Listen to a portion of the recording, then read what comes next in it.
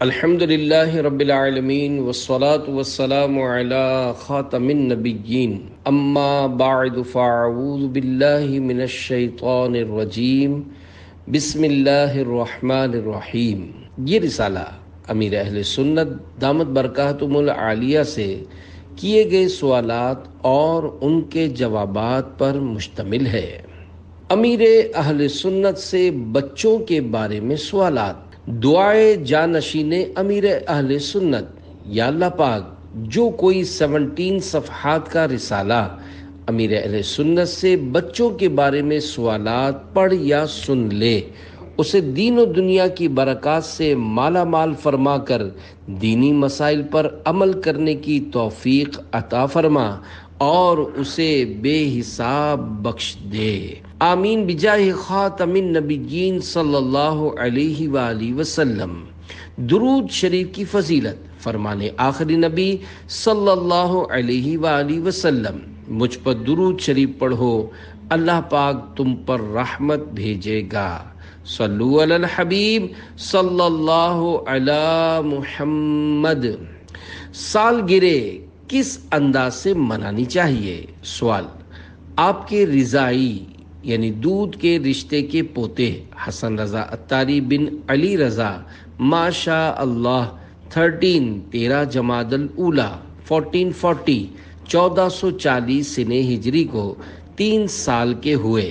اس حوالے سے ایک تقریب کا اہتمام کیا گیا جس میں نہ کیک کاٹا گیا اور نہ ہی اس طرح کی دیگر چیزیں ہوئیں، بلکہ نعت خوانی اور نیاز کا اہتمام کیا گیا۔ یہ ارشاد فرمائیے، کیا ہم اس موقع کو بھی حصول ثواب کے لیے استعمال کر سکتے ہیں؟ نیز بچوں کی سالگرہ کس انداز سے منانی چاہیے؟ جواب: سبحان اللہ، جس طرح حسن رضا کی سالگرہ یعنی برتھ ڈے منائی گئی وہ بہت ہی برکت کا باعث ہے، کیونکہ جس مکان میں یہ سلسلہ ہوا اس مکان میں ذکر خدا اور ذکر مصطفیٰ ہو رہا تھا اور دعائیں مانگی جا رہی تھیں، اور ایسے موقع پر رحمت کا نزول ہوتا ہے۔ چنانچہ حضرت سفیان بن عیینہ رحمۃ اللہ علیہ فرماتے ہیں، نیکوں کے ذکر کے وقت رحمت کا نزول ہوتا ہے۔ تو جب نیکوں کے سردار شہنشاہ ابرار صلی اللہ علیہ وآلہ وسلم کا ذکر خیر ہوگا اور ان کی نعت پڑھی جائے گی، کیا اس وقت رحمت نازل نہیں ہوگی؟ پھر جب رحمت کا نزول ہوگا تو جو لوگ وہاں موجود ہوں گے کیا وہ اس رحمت کی برسات میں نہیں نہائیں گے؟ اور جب یہ سب لوگ اس رحمت کی برسات میں نہائیں گے تو جس کی سالگرہ منائی جا رہی ہے وہ مدنی پھول بھی وہاں موجود ہوگا، تو کیا رحمت کے چھینٹے اس پھول پر نہیں پڑیں گے؟ اور جس پر رحمت نازل ہوگی کیا اسے برکت نہیں ملے گی؟ بے شک اس محفل سے دعائیں بھی ملیں گی اور برکات بھی حاصل ہوں گی۔ سالگرہ وغیرہ کے موقع پر اس انداز سے تقاریب اور محافل کا انعقاد کرتے رہنا چاہیے۔ البتہ جب بھی محفل نعت کا اہتمام کریں تو ایک مبلغ کو ضرور بلائیں جو سنت و بھرا بیان کرے، مدنی پھول دے اور اصلاح کی کوئی بات بتائے۔ الحمدللہ ہمارے یہاں دعاؤں کا رواج ہے تاکہ بچوں کو دعائیں اور ان کا ثمر بھی ملے اور آخرت میں بھی اس کا حصہ ہو۔ بچوں پر بزرگان دین کی نظر ڈلوانے کے فوائد۔ قرآن پاک میں دعا کی قبولیت کی بشارت موجود ہے۔ ادعونی استجب لکم، پارہ 24 سورہ مومن آیت نمبر 60۔ ترجمہ کنز الایمان: مجھ سے دعا کرو میں قبول کروں گا۔ جو بچے نیک بنتے، زیور علم سے آراستہ ہوتے اور دین متین کی خدمت کرتے ہیں، کیا بعید بچپن میں ان کو دعائیں ملتی ہوں اور ان دعاؤں کے اثرات کی وجہ سے وہ اتنا بڑا مقام حاصل کرتے ہوں، اگرچہ یہ کسی کو معلوم نہیں ہوتا کہ میرے حق میں کس کی دعا قبول ہوئی ہے۔ پہلے کے لوگ اپنے بچوں کو بزرگان دین رحمت اللہ علیہم کی بارگاہ میں لاتے، ان کے لیے دعا کرواتے، اپنے بچوں پر ان کی نظر ڈلواتے اور ان سے دم کرواتے تھے۔ جب میرے لیے حفاظتی امور کے مسائل نہیں تھے اور مجھے مسجد میں نماز پڑھنے کے لیے جانے کی آزادی تھی، اس وقت میں نے بارہا دیکھا ہے کہ بڑی عمر کے لڑکے چھوٹے بچوں کو اٹھائے یا برتن میں پانی لیے مسجد کے باہر کھڑے ہوتے تھے تاکہ جو بھی نمازی آتا جائے اس بچے پر پانی پر دم کرتا جائے۔ اب بھی شاید ایسا کرتے ہوں۔ یہ ایک اچھا اور نیک کام ہے۔ اس طرح کرنے سے اللہ پاک کی رحمت شامل حال ہوتی ہے اور خوب برکتیں بھی ملتی ہیں۔ بہرحال ہم سب کو بیان کردہ طریقے کے مطابق اپنے بچوں کی سالگرہ منانی چاہیے۔ دینی ماحول میں سالگرہ منانے کا انداز۔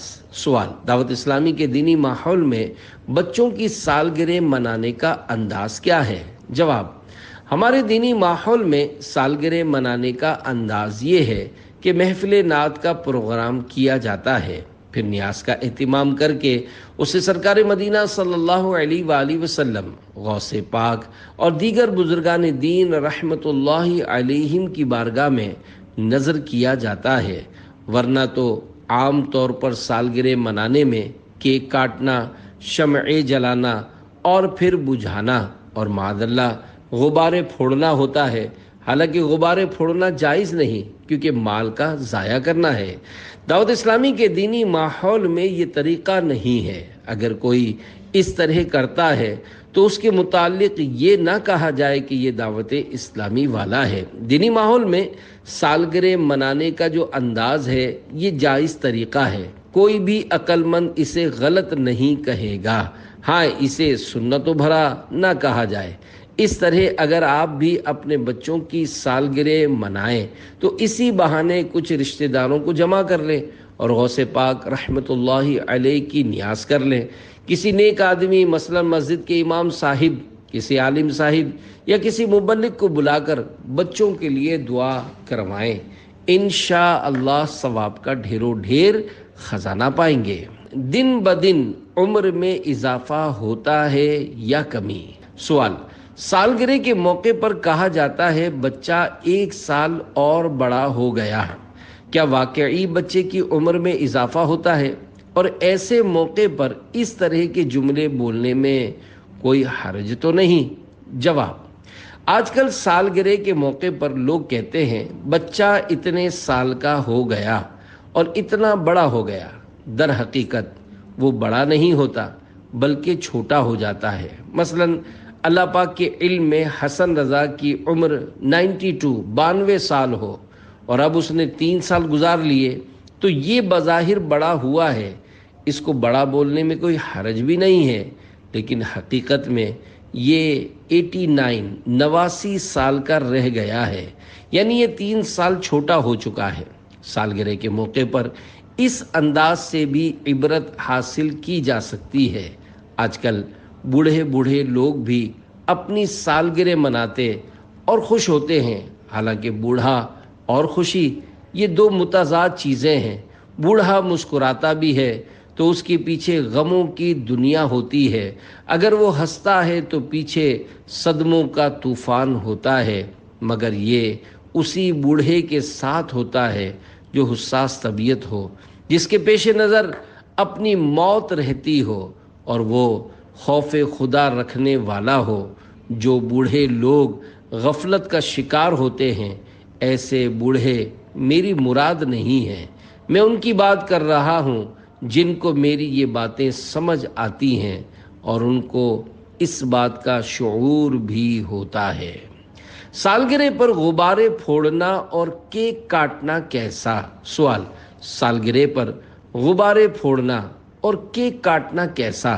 جواب: فی زمانہ تو سالگرہ کے موقع پر لوگوں کا یہی حال ہے کہ خوب قہقہے بلند کرتے، زور زور سے ہیپی برتھ ڈے کہتے ہوئے غبارے پھوڑ رہے ہوتے ہیں۔ حالانکہ غبارہ پھوڑنا اسراف اور ایک فضول چیز ہے، اس میں مال ضائع ہو رہا ہوتا ہے۔ صرف غبارے لگانا ناجائز نہیں بلکہ انہیں پھوڑ کر ضائع کر دینا اسراف ہے، لہذا ایسی رسم شروع ہی نہ کی جائے جس سے مسائل کا سامنا کرنا پڑے۔ ہم لوگ سالگرہ پر نہ تو غبارے لٹکاتے ہیں اور نہ ہی کیک کاٹتے ہیں کہ مجھے یہ پسند نہیں ہے۔ میری سالگرہ یعنی برتھ ڈے 26 رمضان المبارک کو اسلامی بھائی مناتے ہیں، مگر مجھے معلوم ہے کہ اس سے مجھے خوشی ہوتی ہے یا کیا ہوتا ہے۔ من آنم کہ من دانم، یعنی میں اپنے بارے میں جانتا ہوں کہ میں کیا ہوں۔ اس میں بعض اسلامی بھائی کیک کاٹتے ہیں، یہ کیک مجھے بھی ملے ہیں، مگر میں ایسا کرنے والوں کو ہر بار سمجھاتا ہوں کہ اس بار کیک کاٹ لیا مگر آئندہ ایسا نہیں کرنا۔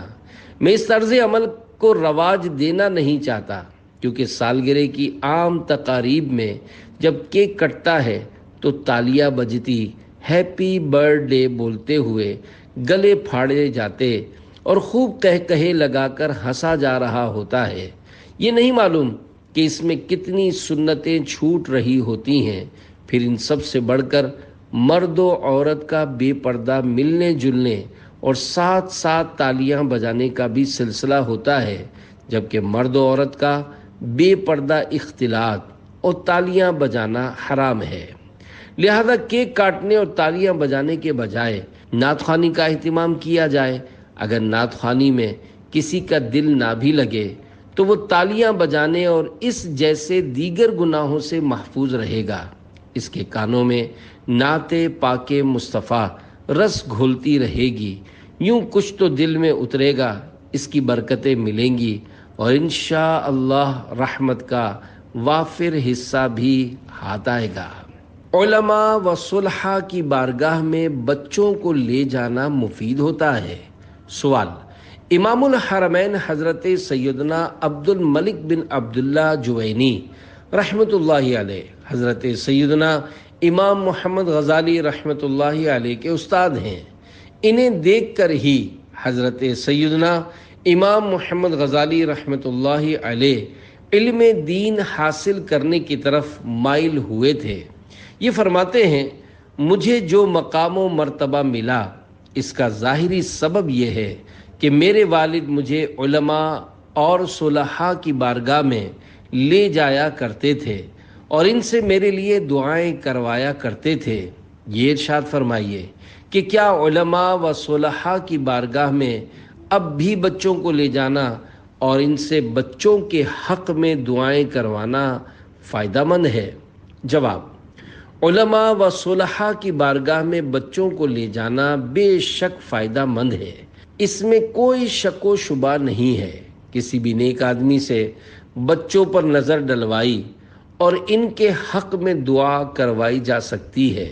اعلیٰ حضرت امام اہل سنت مولانا شاہ امام احمد رضا خان رحمۃ اللہ علیہ نے فتاوی رضویہ جلد 22 صفحہ 394 پر کچھ اس طرح تحریر فرمایا ہے کہ ایک مرتبہ حضرت سیدنا شیخ شہاب الدین سہروردی رحمۃ اللہ علیہ منی شریف میں موجود مسجد خیف شریف کی صفوں میں آ جا رہے تھے۔ کسی نے عرض کی، آپ ایسا کیوں کر رہے ہیں؟ ارشاد فرمایا، میں اس لیے یہ کر رہا ہوں کہ اللہ پاک کے کچھ بندے ایسے ہیں کہ جب ان کی نگاہ کسی پر پڑ جاتی ہے تو اسے ہمیشہ کی سعادت عطا فرما دیتی ہے۔ حضرت سیدنا علامہ محمد عبد الرؤوف مناوی رحمۃ اللہ علیہ فرماتے ہیں، حضرت سیدنا شیخ شہاب الدین سہروردی رحمۃ اللہ علیہ ایام منی میں مسجد خیف شریف میں صفوں میں دورہ فرما رہے تھے۔ کسی نے وجہ پوچھی، فرمایا، للہ عباد اذا نظروا الى شخص اکسبوہ سعادت الابدی فانا اطلب ذلک، یعنی اللہ پاک کے کچھ بندے ایسے ہیں کہ جب ان کی نگاہ کسی شخص پر پڑ جاتی ہے تو اسے ہمیشہ کی سعادت عطا فرما دیتی ہے۔ میں اسی نگاہ کی تلاش میں دورہ کرتا ہوں۔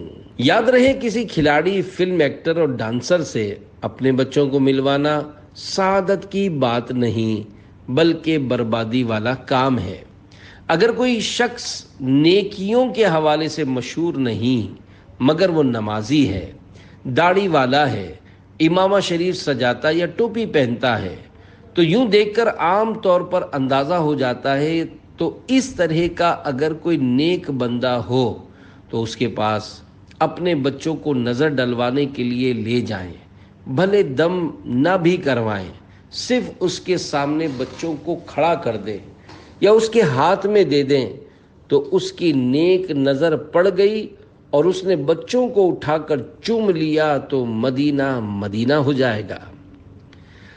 زبان کی لکنت دور کرنے کا وظیفہ۔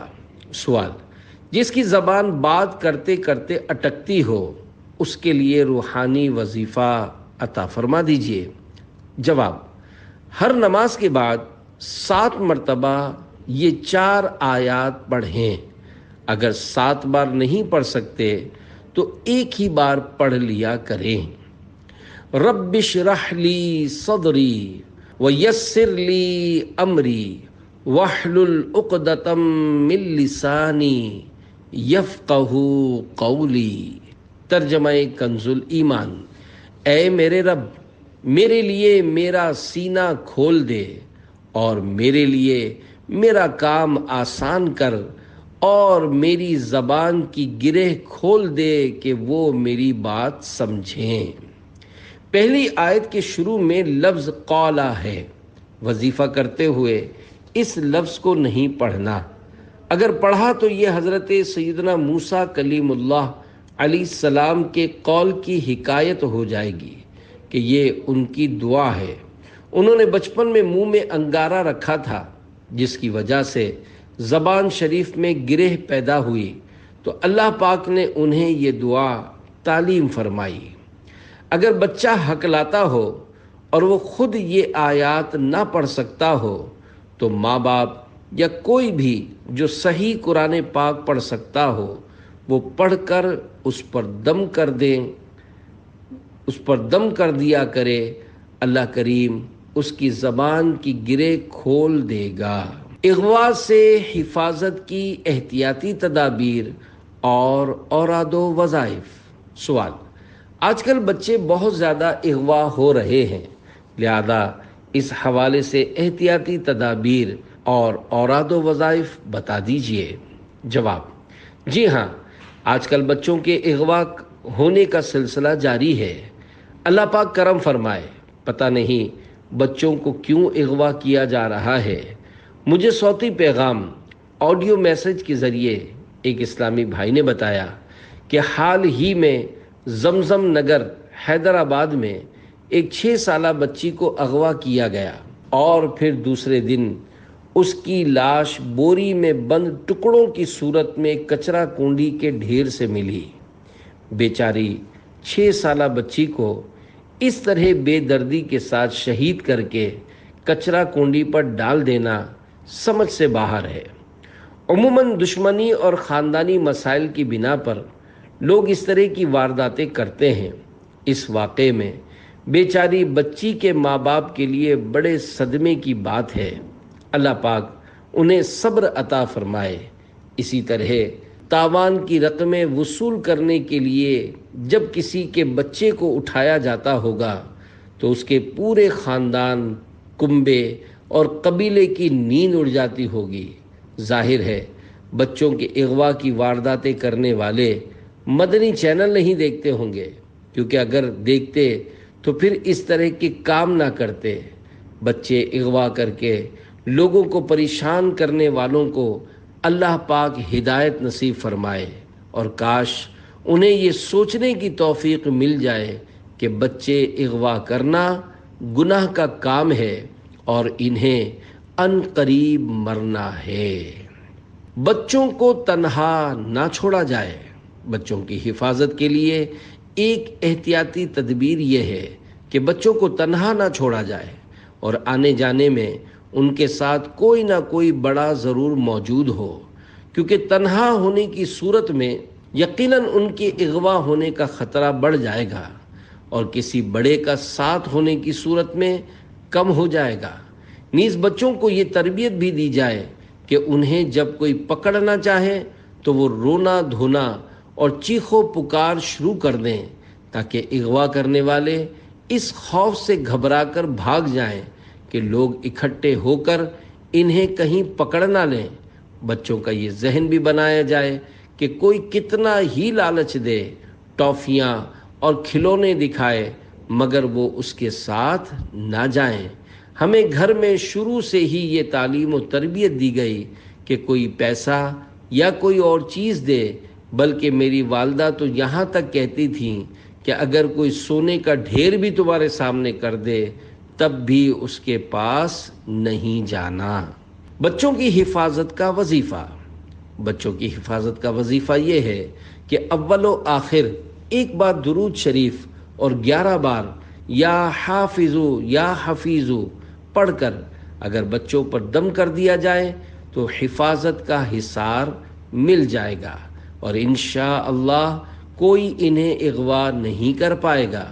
الحمدللہ مجلس روحانی علاج کے تحت ملک و بیرون ملک سینکڑوں بلکہ ہزاروں بستے قائم ہیں اور عالمی مدنی مرکز فیضان مدینہ کراچی میں بھی بستہ قائم ہے، لہذا تعویذات عطاریہ کے بستوں سے حفاظت کا تعویذ حاصل کر کے بچوں کو پہنا دیا جائے تاکہ اگر کوئی انہیں اغوا کرنا چاہے تو اس وقت انہیں چیخ و پکار یاد آ جائے اور وہ چیخنا پکارنا شروع کر دیں، یا اللہ پاک ان کی مدد کے لیے کسی کو بھیج دے اور اغوا کرنے والے اسے دیکھ کر بھاگ جائیں، یا اغوا کرنے کے لیے جب وہ بچوں کی طرف ہاتھ بڑھائیں تو ان پر خوف طاری ہو جائے اور وہ الٹے پاؤں بھاگ کھڑے ہوں، تو تعویذ کی برکت سے اللہ پاک کی طرف سے اس طرح کے اسباب پیدا ہو سکتے ہیں اور یوں تعویذ کے ذریعے بچوں کی حفاظت کی صورت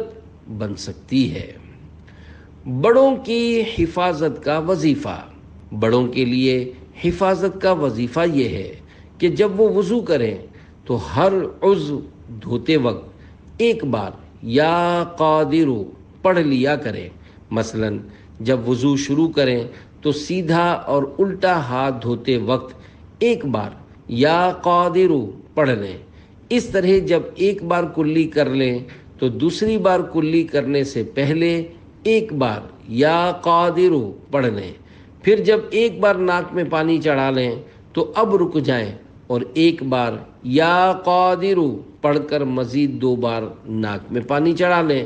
اسی طرح ہر عضو دھوتے وقت اور سر کا مسح کرتے وقت ایک بار یا قادرو پڑھ لیں۔ اس کے ساتھ ساتھ دعائیں بھی پڑھائی جا سکتی ہیں، مگر دعاؤں کی جگہ درود شریف پڑھنا افضل ہے، لہذا درود شریف پڑھ لیا جائے۔ اگر لوگ اس طرح احتیاطیں برتیں گے اور اوراد و وظائف پڑھیں گے تو انشاءاللہ بہتریاں آئیں گی۔ بیسن پر وضو کرتے ہوئے یا قادرو پڑھنا کیسا؟ سوال: کیا واش روم میں بیسن پر وضو کرتے ہوئے بھی یا قادرو پڑھ سکتے ہیں؟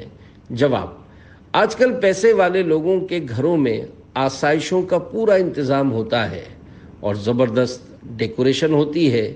اسی طرح متوسط یعنی درمیانے طبقے کے لوگوں اور جو صرف نام کے غریب ہوتے ہیں ان کے گھروں میں بھی ڈیکوریشن اور سجاوٹیں ہوتی ہیں، مگر وضو خانہ نہیں ہوتا۔ دعوت اسلامی کے دینی ماحول سے وابستہ لوگوں میں سے بھی کسی کے گھر وضو خانے کا اہتمام ہوتا ہے، حالانکہ گھروں میں وضو خانہ بنانے کی بارہا ترغیب دلائی گئی ہے اور رہنمائی کے لیے مکتبۃ المدینہ کے شائع کردہ وضو کا طریقہ نامی رسالے میں وضو خانے کا نقشہ بھی چھاپا گیا ہے۔ عام طور پر گھروں میں بیسن پر وضو کیا جاتا ہے اور بیسن واش روم کے ساتھ بنا ہوتا ہے۔ یاد رکھیے، اگر بیسن واش روم کے ساتھ بنا ہوا ہو تو وضو کرتے ہوئے یا قادرو اور وضو کرنے سے پہلے بسم اللہ نہیں پڑھ سکتے، چونکہ وضو سے پہلے بسم اللہ پڑھنا مستحب ہے اور فقط اللہ پاک کا نام لینا سنت مؤکدہ ہے۔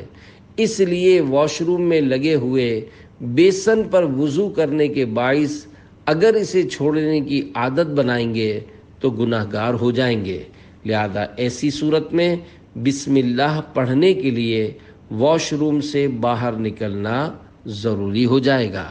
WC اور بیسن دونوں کو الگ الگ کیجیے۔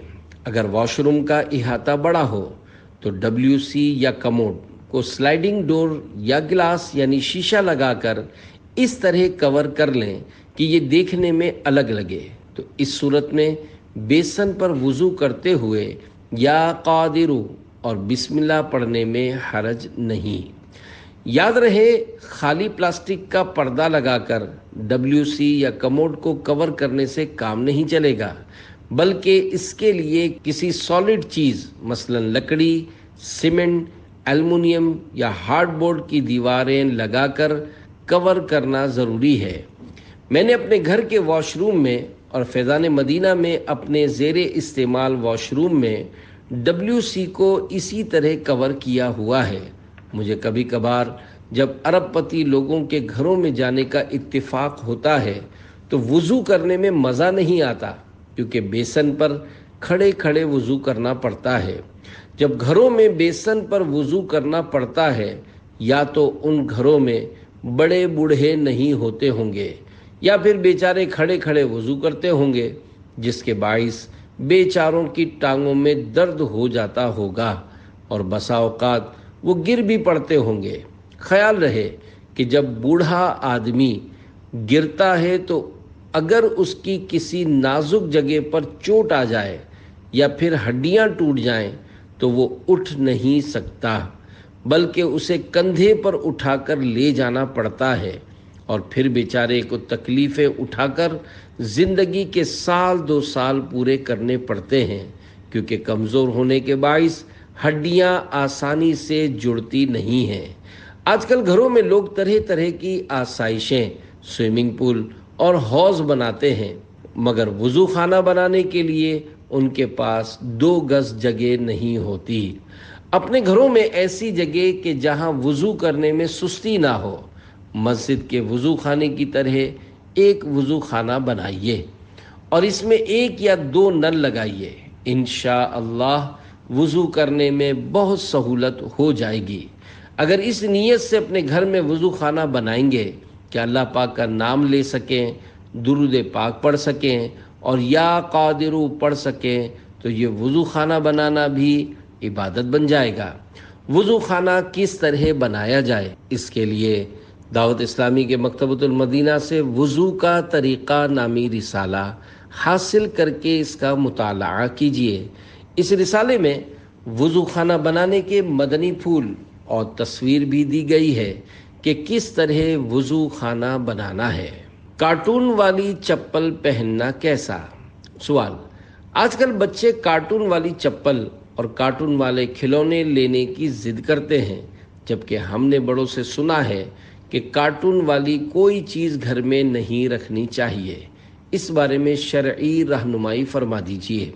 جواب: جو کارٹون کسی ذی روح یعنی جاندار، مثلا کسی ایسے زندہ انسان یا جانور کی حکایت کرے جو پایا جاتا ہو، تو ایسا کارٹون بنانا ناجائز اور ممنوع ہے، کیونکہ وہ تصویر کے حکم میں ہے۔ رہا تصویر والے جوتوں کا معاملہ، تو جوتے میں جیسی بھی تصویر ہو، بھلے کسی انسان کی صحیح تصویر بھی ہو، تب بھی اگر بچہ وہ جوتا پہنتا ہے تو کوئی ممانعت نہیں ہے، کیونکہ جوتا توہین کی جگہ ہے۔ اس پر موجود تصویر نہ رحمت کے فرشتوں کے لیے رکاوٹ ہے اور نہ ہی نماز میں اس سے کوئی مسئلہ ہوگا۔ البتہ جوتے پر جاندار کی تصویر بنانے والا گناہگار ہے۔ جائز کھلونوں سے کھیلا جا سکتا ہے، لیکن انہیں توہین کی جگہ پر رکھا جائے۔ بعض لوگ کھلونوں کے لیے گھر میں شوکیس یا خانے بنواتے ہیں اور ان میں ایسی تصاویر والے کھلونے رکھتے ہیں جو جاندار کی حکایت کر رہے ہوتے ہیں۔ اس پر وعید ہے اور ان کی وجہ سے رحمت کے فرشتے گھر میں داخل نہیں ہوتے۔ البتہ ایسے کھلونے اگر ادھر ادھر پڑے ہوں اور ٹھوکروں میں آ رہے ہوں تو پھر ممانعت نہیں ہے۔ بچوں کے ساتھ نرمی کیجیے۔ سوال: کیا کھیلنے کودنے والے چھوٹے بچوں کو والدین کی خدمت کرنی چاہیے؟ جواب: چھوٹے بچوں کو بھی والدین کی خدمت کرنی چاہیے۔ ابھی سے خدمت کریں گے تو بڑے ہو کر بھی کریں گے۔ نیز اس سے ماں باپ کی دعائیں ملیں گی اور وہ خوش بھی ہوں گے۔ البتہ ماں باپ کو چاہیے کہ بچے کی طاقت اور ہمت کے مطابق خدمت لیں، اتنی خدمت نہ لیں کہ بچے پر بوجھ پڑ جائے اور وہ تھک جائے۔ جب بچہ خدمت کرے تو والدین کو چاہیے کہ اس کی دل جوئی اور حوصلہ افزائی کریں۔ دل جوئی ثواب کا کام ہے اور حوصلہ افزائی بچے کی پگار ہے۔ دل جوئی کا دنیاوی فائدہ یہ ہوتا ہے کہ بچہ زیادہ کام کرتا ہے اور خوش دلی کے ساتھ کرتا ہے۔ جب تک بچے کی حوصلہ افزائی نہیں ہوگی وہ ترقی نہیں کرے گا۔ اگر بچے کو ٹوکتے رہیں گے اور تنقید کرتے رہیں گے تو وہ دل توڑ کر بیٹھ جائے گا۔ بچہ کبھی بہت اچھا کام کر لے تو اسے انعام بھی دینا چاہیے اور دعائیں بھی دینی چاہیے۔ ایسا نہ ہو کہ ہر وقت بچے کو کوستے اور پیٹتے رہیں، کیونکہ اگر قبولیت کی گھڑی ہوئی اور اس کو بد دعا لگ گئی تو رونا بھی آپ کو پڑے گا۔ جو والدین ہر وقت اپنے بچوں کو ڈانٹتے رہتے ہیں ان میں علم اور تربیت کی کمی ہوتی ہے۔ ماں بچوں کے ابو کا ذہن بنائے گی کہ تم نے اس کو سر پر چڑھا کر رکھا ہے، تم اس کو کچھ بولتے نہیں ہو، اسے مارتے نہیں ہو، اس کی پٹائی کرو۔ باپ کا روب ہوتا ہے، سختی کرو۔ اگر باپ ان باتوں میں آ جائے تو اولاد آگے چل کر ایسی باغی ہوتی ہے کہ بڑی ہو کر ماں باپ کو اولڈ ہاؤس کا راستہ دکھاتی ہے۔ ماں باپ کی اپنی بھلائی اسی میں ہے کہ نرمی کریں اور پیار کریں۔ ٹھیک ہے کہ ضرورتاً شریعت کی حد میں رہ کر سختی بھی کی جا سکتی ہے، لیکن بات بات پر ڈانٹ ڈپٹ اور ٹوک ٹاک ٹھیک نہیں ہوتی بلکہ نقصان دہ ہوتی ہے۔ بچے ضد کیوں کرتے ہیں؟ سوال: چھوٹے بچے بہت ضدی ہوتے ہیں، ان کی ایسی تربیت کس طرح کی جائے کہ یہ ضدی نہ بنے، اور جب یہ ضد کر رہے ہوں اس وقت ایسا کیا کیا جائے کہ یہ ضد سے باز آ جائے؟ نیز بچوں کی تربیت کے حوالے سے رہنمائی فرما دیجیے۔ جواب: اگر یہ ضد نہیں کریں گے تو انہیں بچہ کون بولے گا؟ بچے کچھ نہ کچھ ضد تو کرتے ہی ہیں، ان سے بڑوں کو سیکھنا چاہیے۔ گویا وہ ضد کر کے اپنے بارے میں بتا رہے ہوتے ہیں کہ میں بچہ ہوں، لیکن آپ بچے نہیں ہیں، لہذا آپ ضد نہ کیا کریں۔ یعنی ضد کرنا بچوں کا کام ہے، بڑوں کا کام نہیں ہے۔ بچوں کے مستقل طور پر ضدی بن جانے کی وجہ یہ ہوتی ہے کہ والدین شروع سے ہی ان کی ہر ضد پوری کرتے آ رہے ہوتے ہیں، تو بچے بڑے ہو کر بھی اسی عادت میں مبتلا رہتے ہیں۔ شروع میں بچہ بہت پیارا لگتا ہے، جو مانگتا ہے اس سے بڑھ کر دلا دیا جاتا ہے، لیکن کچھ بڑا ہونے کے بعد اس کی ہر مانگ پوری نہیں کی جاتی۔ اس طرح بچے کے ذہن میں یہ بات بیٹھ جاتی ہے کہ پہلے جو مانگتا تھا مل جاتا تھا، لیکن اب میرے مطالبات پورے نہیں کیے جاتے۔ یوں وہ ضد شروع کر دیتا ہے۔ بعض اوقات واقعی خواہ مخواہ کی ضد کر رہا ہوتا ہے، لیکن اس کا ہرگز یہ حل نہیں ہے کہ بچے کو مار پیٹ شروع کر دی جائے، بلکہ اس کا علاج یہ ہے کہ بچے کی ضد پوری کرنا چھوڑ دیں۔ آہستہ آہستہ اس کی عادت نکل جائے گی۔ اس میں یہ بھی نہ ہو کہ ایک دم سے بچے کو سب کچھ دلانا چھوڑ دیں، بلکہ کبھی کبھی ضد پوری بھی کر دیا کریں، ورنہ بچہ باغی اور والدین سے بدظن ہو جائے گا۔ اس کے ذہن میں غیر محسوس طور پر یہ بات جم جائے گی کہ میرے ماں باپ مجھ پر ظلم کرتے ہیں۔ ایسے ہی بچے ہوتے ہیں جو بڑے ہو کر کہتے سنائی دیتے ہیں کہ ہمیں ہمارے والدین کا پیار نہیں ملا۔ بہتری اسی میں ہے کہ حکمت عملی سے اپنے بچوں کی ضد کی عادت ختم کریں۔ یاد رکھیے، یہ عادت ایک دم ختم نہیں ہو سکتی۔ بعض والدین اپنی اولاد کے ساتھ انتہائی نامناسب رویہ اختیار کرتے ہیں، ان کو بات بات پر جھاڑتے ہیں، بلکہ مار دھاڑ بھی کرتے ہیں، ان کی کوئی ضد پوری نہیں کرتے، ان کا مان نہیں رکھتے، خرچہ کرتے ہیں لیکن بچے کے کہنے پر نہیں کرتے، اپنے طور پر جو سمجھ آتا ہے کرتے رہتے ہیں۔ اس طرح بچے اپنے والدین سے باغی ہو جاتے ہیں اور پھر بیچارے نافرمانی پر اتر کر اپنی آخرت خراب کر بیٹھتے ہیں۔ بچوں کی ضد دور کرنے کا روحانی علاج۔ بچہ اگر ضد کرتا ہو اور والدین میں سے کوئی صحیح قرآن پاک پڑھنا جانتا ہو تو روزانہ ایک بار یا تین بار سورہ فلق اور سورہ ناس اول آخر ایک بار یا 3 بار درود شریف پڑھ کر بچے پر دم کریں، انشاءاللہ بہتری آئے گی۔ ہاؤ اور بھاؤ کون ہے؟ سوال۔ بڑے بعض دفعہ بچوں کو ڈرانے کے لیے کہتے ہیں کہ بھاؤ آ جائے گا یا بھاؤ آ جائے گا یا بھاؤ سے لے جائے گا۔ یہ ہاؤ اور بھاؤ کون ہیں جو نظر بھی نہیں آتے اور بچے ان سے ڈرتے بھی ہیں؟ جواب: یہ ہاؤ اور بھاؤ فرضی نام ہے، ان کا کوئی وجود نہیں ہے۔ بچوں کو اس طرح بولنا کہ بھاؤ آ جائے گا، تجھے لے جائے گا یا تجھے فقیر لے جائے گا، وہ دیکھو بھاؤ بعض صورتوں میں جھوٹ بھی ہوتا ہے اور ماں باپ کے نامہ اعمال میں گناہ لکھا جاتا ہے۔ مزید اس کا نقصان یہ ہوتا ہے کہ بچہ ڈرپوک ہو جاتا ہے اور اس کے دل میں ڈر بیٹھ جاتا ہے، پھر فجر کے لیے اندھیرے میں نکلنے سے بھی ڈرتا ہے۔ بچوں کو بہادر بنانا چاہیے، ڈرپوک نہیں بنانا چاہیے۔ بعض اوقات ماں باپ بچے سے کہتے ہیں کہ تمہیں کھلونا لا کر دیں گے، بسکٹ دیں گے، چاکلیٹ دیں گے، یہ دیں گے اور وہ دیں گے، اور نیت یہ ہوتی ہے کہ صرف بہلا رہے ہیں، لا کر نہیں دیں گے۔ اس طرح جھوٹ نہیں بولنا چاہیے۔ اللہ پاک ہم سب کو سچا کر دے۔ بغیر اجازت ابو کی بائک چلانا کیسا؟ سوال۔ بعض بچے بغیر پوچھے اپنے ابو کی بائک چلاتے ہیں اور خاموشی سے آ کر کھڑی کر دیتے ہیں، ایسا کرنا کیسا؟ جواب: اس میں 3 غلطیاں سامنے آ رہی ہیں۔ ایک تو یہ کہ ابو کی اجازت کے بغیر بائک لی، ظاہر ہے کہ اس میں ان کی رضامندی نہیں ہوگی اور انہیں پتہ چلے گا تو ناراض بھی ہوں گے۔ دوسری غلطی یہ کہ بغیر لائسنس گاڑی چلائی، جبکہ تیسری غلطی یہ کی کہ چھوٹی عمر میں گاڑی چلائی، کیونکہ 18 سال سے کم عمر بچوں کو گاڑی چلانا منع ہے۔ ایکسیڈنٹ کا زیادہ خطرہ ہوتا ہے اور 18 سال سے کم عمر بچوں کا لائسنس بھی نہیں بنتا۔ بغیر اجازت اور وہ بھی چھوٹی عمر میں گاڑی نہیں چلانی چاہیے، کیونکہ اس میں جان کا خطرہ بھی ہے اور گاڑی ٹوٹ پھوٹ کا شکار ہو سکتی ہے، جس میں ابو کا نقصان ہے۔ اگر کسی کو ٹکر مار دی یا کسی کا نقصان کر دیا تو پھر کیس ہو جائے گا اور کراچی میں تو بچوں کی بھی جیل ہے۔